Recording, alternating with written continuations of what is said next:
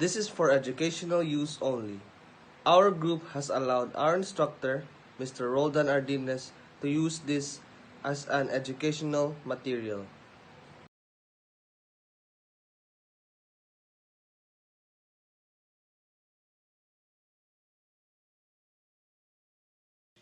What is Asian regionalism? Is a political ideology that favors a specific region over a greater area. It usually results due to political separations, religions, geography, cultural boundaries, and linguistic region, as well as managerial divisions. Product of economic interaction between Asian countries. Asian regionalism is the product of economic interaction, not political planning. East Asian economies, in particular, focus on exporting to developed country markets rather than selling to each other.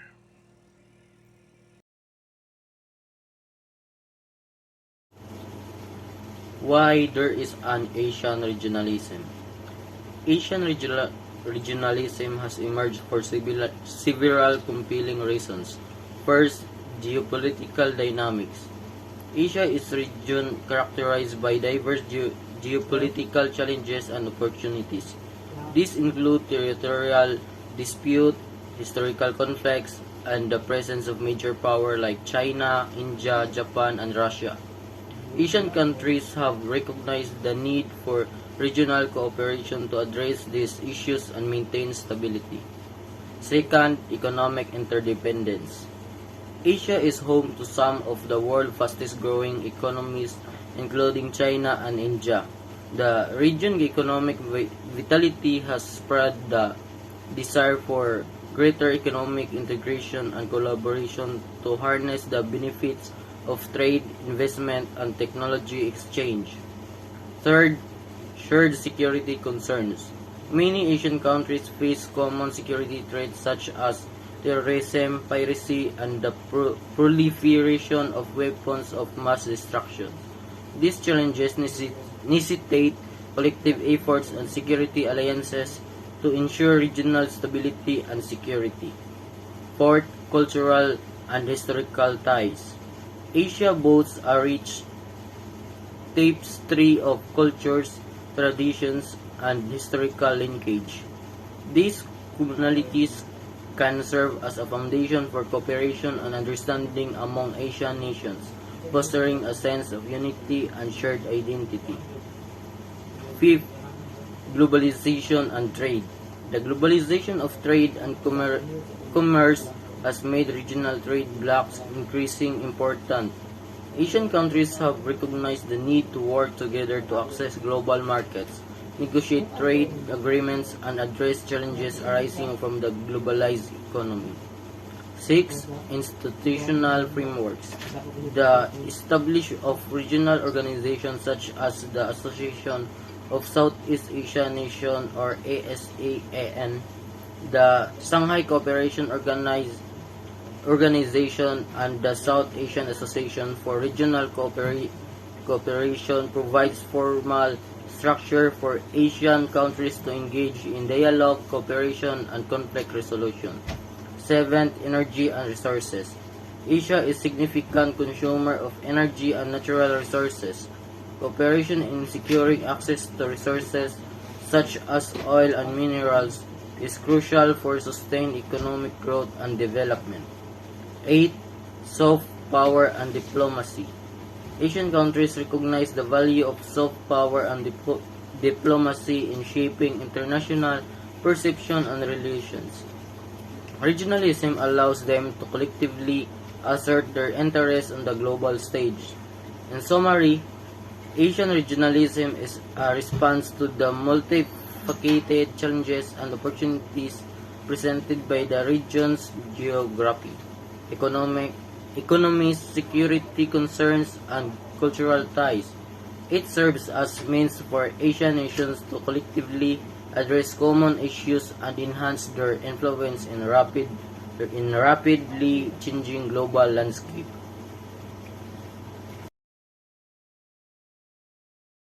Is an example of regionalism.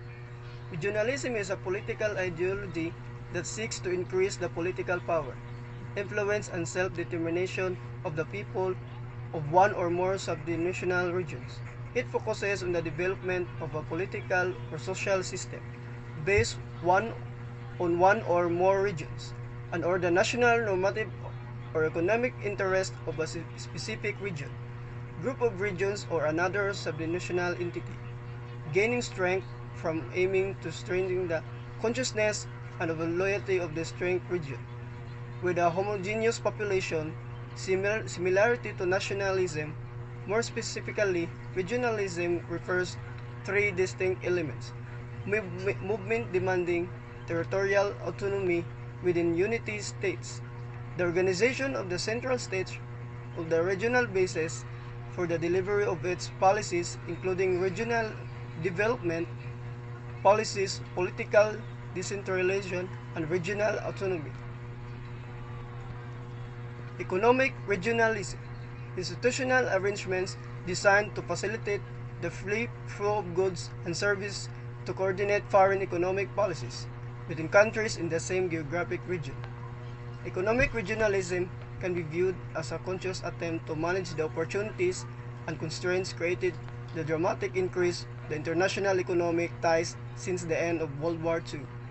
The examples of economic regionalism includes free trade areas, custom unions, common markets, and common unions. What is an example of regionalism? Economic regionalism, institutional arrange designed to facilitate the free flow of goods and services, coordinate foreign economic policies between countries in the same geographic region. Economic regionalism can be viewed as a conscious attempt to manage the opportunities and constraints created the dramatic increase in international economic ties since in the end of World War II. Examples of economic regionalism includes free trade areas, custom unions, common markets, and economic unions. Good day everyone, this is Decadet Alonzo, and I'm going to report to you about the factors about the globalization. So the study of global politics includes exploring the different ways the world is connected. One way global politics is connected is through regionalism. Countries face similar problems all over the world. Regionalism is a method that is used to tackle them. We will explore what regionalism is, the different types of regionalism, the significance of regionalism in globalization, regional governance, and state sovereignty. Regionalism. Regionalism is the idea that the politic power and influence is strengthened in specific geographic regions by the unity of nation states known as blocs. They are united by their shared goals, incentives, interests, and aims. The main reason there has been an increase in regionalism is a result of the decreasing interconnectedness of the world. In recent times, we have seen issues arise which have been needed a worldwide effort, and for this reason, some countries are choosing to work together, forming institutions such as the European Union, and this results in an increase in regionalism. An increase of regionalism helps manage states easily and gives a voice to smaller, less politically prominent states. It helps security and economy of states and make it easier to help on global problems such as climate change. There are three forms of regionalism: economic, political, and security. And regionalism enables globalization as it makes things easier to handle as there are few barriers. It is a small version of globalization.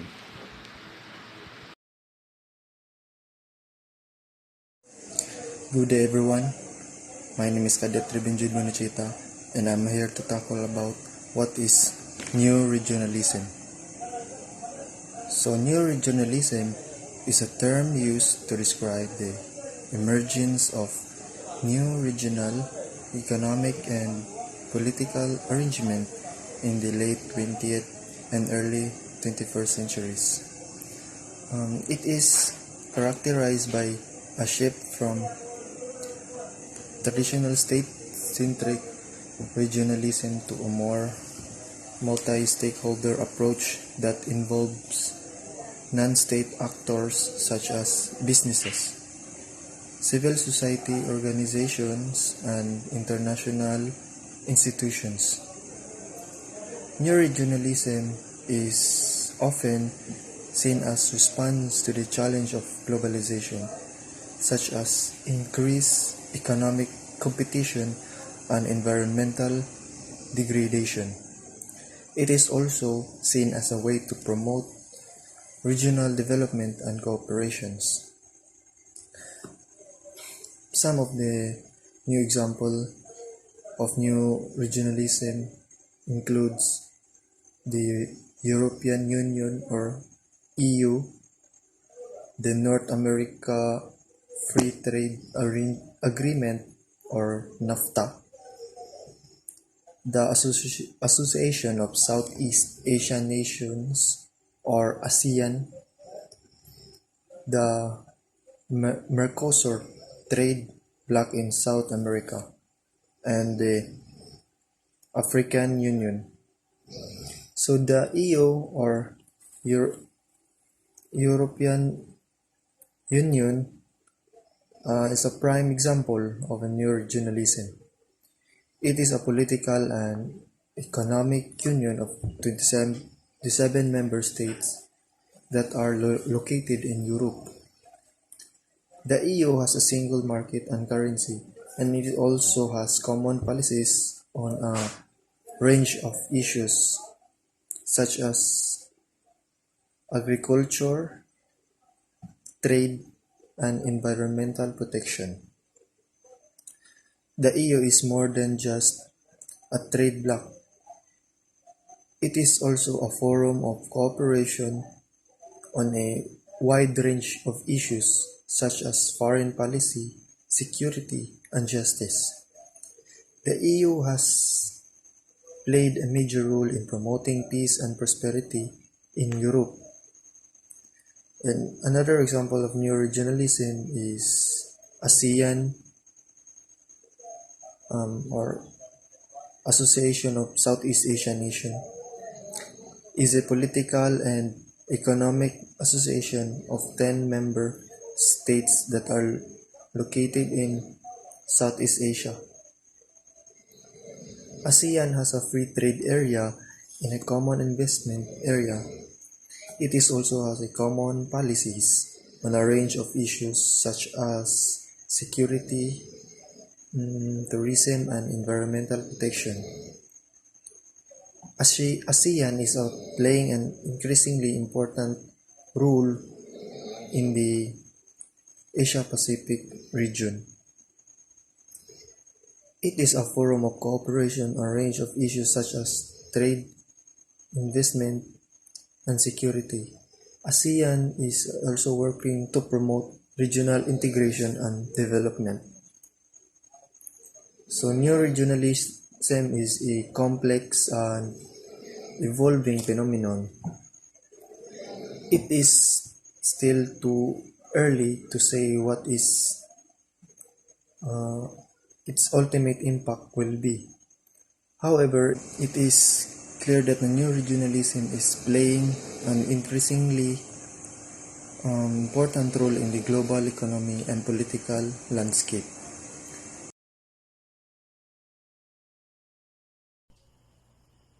Regionalization can affect globalization in several ways, just like economic integration. One of the most prominent ways regionalization influences globalization is through economic integration. Regional trade agreements and blocs such as the European Union, ASEAN, or NAFTA are examples of how countries within a region can come together to reduce trade barriers, promote economic cooperation, and facilitate the flow of goods and services. While this enhances globalization within the region, it can also create trade barriers with countries outside the bloc, and also cultural identity and exchange. Regionalization often involves the promotion and preservation of cultural identities within a specific region. This can both complement and challenge globalization. On one hand, it can foster a deeper sense of belonging and cultural richness within the region. On the other hand, it may limit the global spread of certain cultural elements, potentially impeding cross-cultural exchange. Political cooperation. Regionalization can lead to greater political cooperation and coordination among neighboring countries. This can affect globalization by influencing regional and global governance structures. For instance, regional organizations like the African Union and the Organization of American States play roles in shaping global policies and agendas. And also, it can affect the regulatory harmonization. In some cases, regionalization efforts involve harmonizing regulation and standards within a region. While this can streamline business operations within the region, it can create challenges for global companies that must navigate varying regulatory landscapes around the world. And lastly, technology and communication. Advances in technology and communication have played a pivotal role in both regionalization and globalization.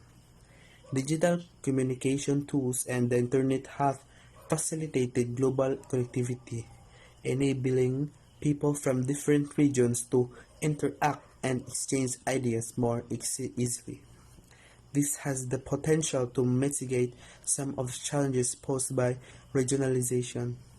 In conclusion, regionalization and globalization are intertwined processes that can either complement or challenge each other depending on various factors, including regional objectives, political will, and technological advancements. While regionalization can enhance cooperation and development within specific regions, it also has the potential to create barriers to global integration. Striking a balance between regional interests and global interconnectedness remains a complex challenge in today's rapidly changing world. What is the difference of regionalism and globalization? Regionalism refers to the formation of agreements and organization among a group of neighboring countries within a specific geographical region. It aims to foster cooperation, economic integration, and political collaboration within the region. Regional integration initiatives such as the European Union, Association of Southeast Asian Nations, or the African Union are prime examples of regionalism.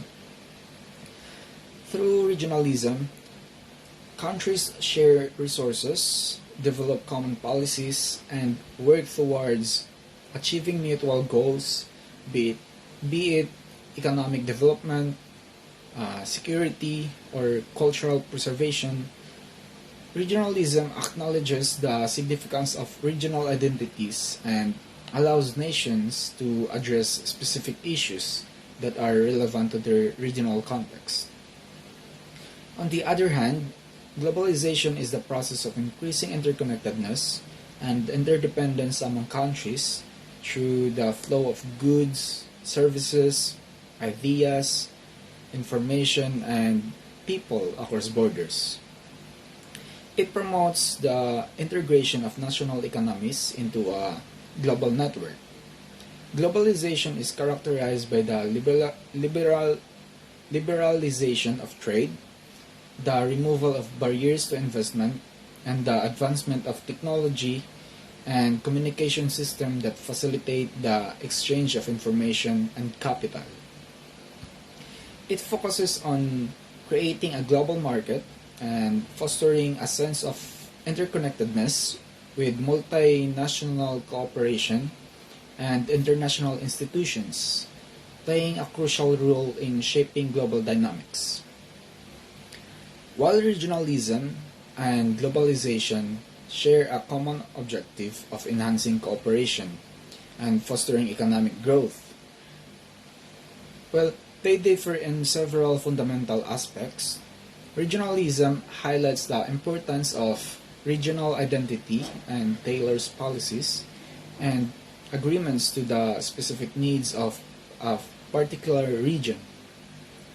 It allows countries to have a more direct influence over decision making as they have a shared regional context and common interests, which might differ from those of the other regions. On the other hand, globalization prioritizes global interconnectedness and the seamless movement of goods, capital, and information across national borders. It emphasizes the interdependence of countries on a global scale and encourages the establishment of global rules and institutions that transcend national boundaries. Furthermore, regionalism promotes regional security arrangements, cultural preservation, and regional political integration, which are uniquely suited to address the challenges and opportunities within a specific region. Globalization, in contrast, promotes global governance, the universal application of standards and norms, and the eradication of barriers to global trade and investment. In summary, regionalism and globalization represent two different approaches to achieving cooperations, development, and integration among countries. While regionalism focuses on collaboration within specific geographic regions, globalization emphasizes the interconnectedness and the interdependence of countries on a global scale. Both approaches have their merits and challenges, and their coexistence shapes the complex landscape of our contemporary world.